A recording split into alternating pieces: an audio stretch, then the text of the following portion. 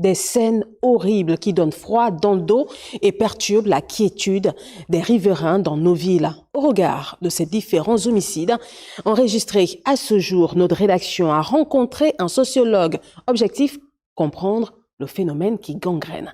Jean Dio Ogomsgambi, Richard Mobiwa.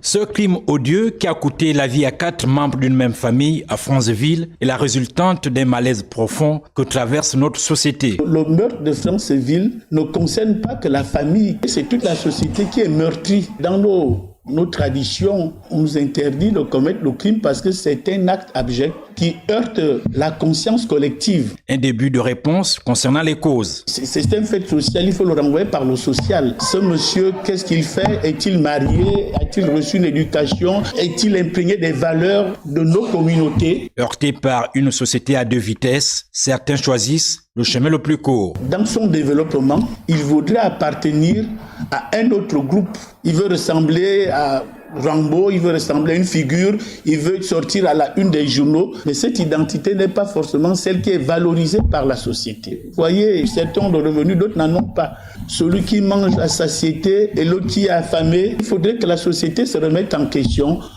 Quel type d'éducation, quelles sont les valeurs que nous transmettons, quels sont les messages, et voir maintenant dans quelle mesure on peut, un temps soit peu, mettre de l'ordre. En cette période de transition, une restauration des mentalités, toute chose qui contribuerait à un mieux vivre, l'acceptation de l'autre et donc amoindrir